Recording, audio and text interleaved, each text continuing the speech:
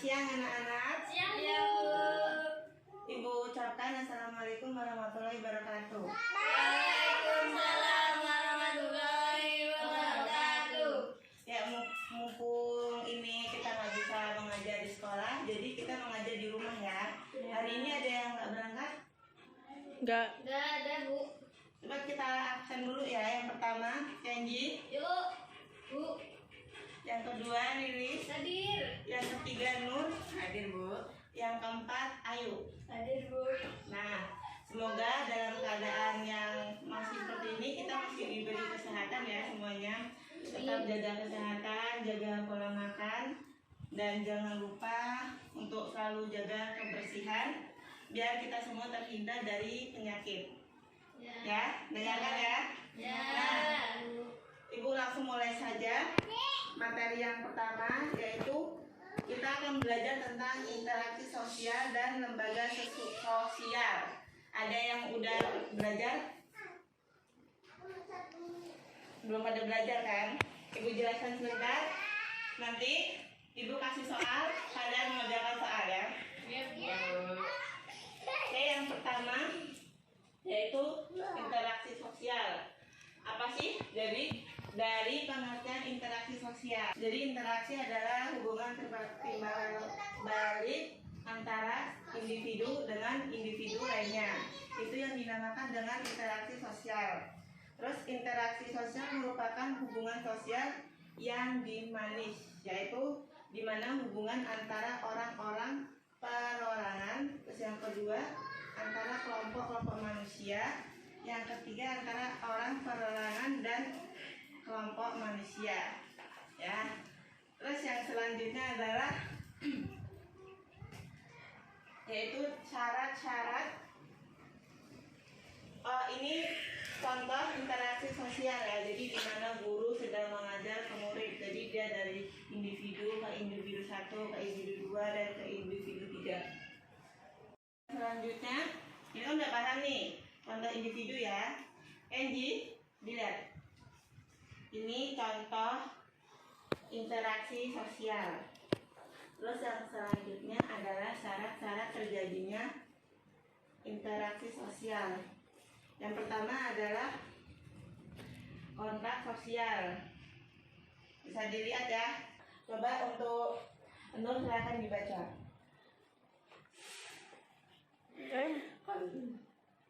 Kontak sosial berarti hubungan masing-masing pihak, tidak hanya secara langsung sentuhan fisik, tetapi juga tanpa hubungan fisik, bisa surat menyurat, telepon, SMS, dan lainnya. Jadi hubungan fisik bukan syarat utama terjadinya interaksi sosial. Komunikasi adalah proses menyampaikan pesan dari seseorang kepada orang lain yang dilakukan secara langsung maupun melalui alat bantu agar orang lain memberi tanggapan atau memberi respon. Nah, jadi itu syarat-syarat terjadinya interaksi sosial. Jadi yang pertama itu adalah kontak sosial. Kita bisa melalui WhatsApp, bisa melalui sosial media untuk berhubungan dengan individu lainnya. Terus yang selanjutnya faktor-faktor yang mendorong terjadinya interaksi sosial. Jadi yang pertama itu adalah sugesti. Sugesti adalah keinginan yang timbul pada seseorang untuk terpengaruh atau mempengaruhi orang lain dalam kehidupan sosial. Jadi itu yang dinamakan sugesti. Ayu, kalau dengarkan Ibu ya. Sugesti biasanya terjadi karena dorongan emosional yang tinggi. Ada juga orang yang mudah tersugesti karena kondisi emosionalnya sedang tidak stabil. Sugesti merupakan faktor yang mempengaruhi interaksi sosial dengan beberapa latar belakang penyebab, diantaranya yaitu yang pertama otoritas. Ada yang tahu otoritas? Tidak, Bu. Otoritas adalah terjadi apabila seorang mengidolakan seorang yang memiliki keahlian yang ingin dicapainya. Biasanya orang akan mengikuti bagaimana seorang memiliki otoritas pada bidangnya. Itu berperilaku dalam kehidupan sehari-hari. Jadi Seperti misalnya kalian menyukai K-pop, kalian akan melakukan apa yang K-pop lakukan. Itu yang dinamakan sugesti otoritas. Paham? Nah, selanjutnya adalah faktor yang memengaruhi interaksi sosial yang dikarenakan oleh kondisi di mana mayoritas orang melakukan hal tersebut. Seseorang akan dengan mudah membuat keputusan untuk mengikuti apa yang dilakukan oleh mayoritas kelompoknya. Nah, yang selanjutnya adalah imitasi. Secara harfiah, imitasi berarti tiruan atau meniru. Imitasi merupakan faktor yang memengaruhi interaksi sosial karena seseorang akan mencoba untuk meniru orang lain yang menjadi idolanya. Jadi imitasi sama sugesti itu pada dasarnya sama tujuannya, yaitu kita akan selalu mengikuti apa yang kita lihat. Seperti kita menyukai K-pop, kita akan melakukan apa yang K-pop lakukan, penggemar seperti itu ya. Terus yang selanjutnya adalah identifikasi. Adalah faktor yang memengaruhi interaksi sosial sebagai akibat adanya imitasi dan sugesti. Pada identifikasi, sifat ini menjadi sama dengan orang lain, akan membentuk kepribadian yang melekat pada seseorang.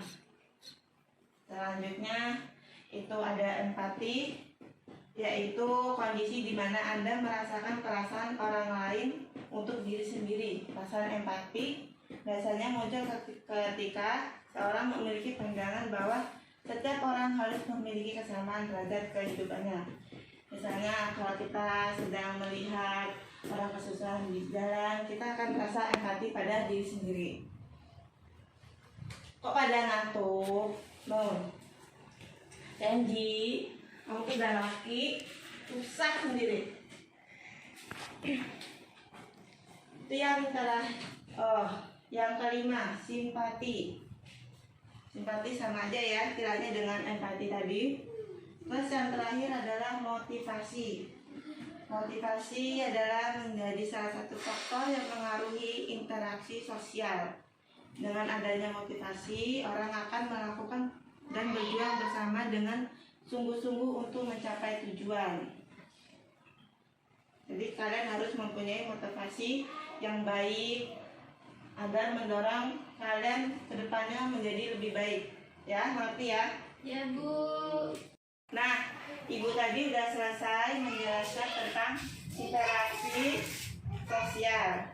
Jadi, Ibu akan memberikan 4 pertanyaan dan kalian masing-masing menjawab 1 pertanyaan. Ya? Ya, Bu. Itu pertama, Candy. Bu. Dengarkan. Jelaskan pengertian interaksi sosial. Apa? Nggak bisa, Bu. Gak bisa. Jelaskan interaksi sosial ya. Ya. Cari di buku. Lilis. Ya, Bu.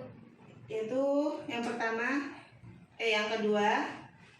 Apa saja syarat yang terdapat dari interaksi sosial? Ya. Nah, buat Nur, yaitu jelaskan dari pengertian imitasi. Terus ya buat Nur, buat Ayu, jelaskan pengertian dari motivasi. Ya. Baik, Ibu kasih waktu 10 menit. Kerjakan sekarang. Ya, Bu. Baik, waktunya udah habis. Waktunya dijawab dimulai dari Kenji. Pengertian dari interaksi sosial itu apa? Proses di mana orang-orang yang berkomunikasi saling berpengaruh, mempengaruhi dalam pikiran dan tindakan. Ya, Bu. Itu intinya apa?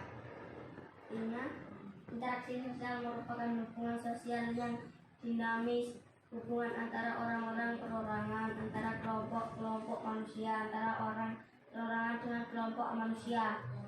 Bu. Oke. Selanjutnya untuk Lilis. Ya, Bu. Dari pertanyaan tadi silahkan dijawab. Jadi syarat-syarat terjadinya interaksi sosial itu ada dua. Yang pertama itu kontak sosial, berarti berhubungan masing-masing pihak tidak hanya secara langsung atau bersentuhan fisik, tetapi juga tanpa hubungan fisik, misalnya surat menyurat. Yang kedua itu komunikasi, adalah proses penyampaian pesan dari seseorang kepada orang lain yang dilakukan secara langsung maupun melalui alat bantu agar orang lain memberi tanggapan atau memberi respon. Seperti itu, Bu. Oke, yang selanjutnya untuk Nur, silakan dijawab pertanyaannya yang Ibu kasih tadi.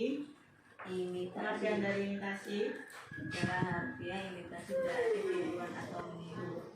Imitasi merupakan faktor yang mempengaruhi reaksi sosial karena seseorang akan mencoba meniru orang lain yang menjadi idolanya. Api. Penjelasan dari Nur selesai. Selanjutnya buat Ayu, silakan. Motivasi menjadi salah satu faktor yang mempengaruhi interaksi sosial.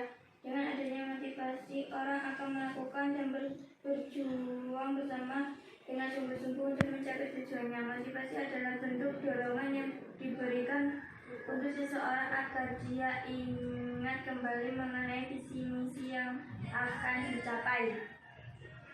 Nah, karena belajar kita udah mau berakhir, sekarang Ibu akan menjelaskan dari kesimpulan pembelajaran kita tadi.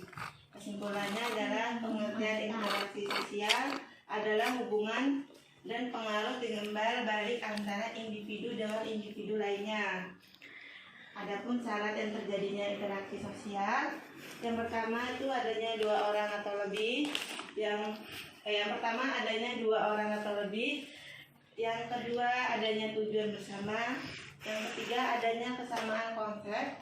Yang keempat kontak sosial. Yang kelima komunikasi. Baiklah, sekian. Besok kita berjumpa lagi pada pembelajaran selanjutnya. Ibu akhiri, wassalamualaikum warahmatullahi wabarakatuh. Waalaikumsalam warahmatullahi wabarakatuh.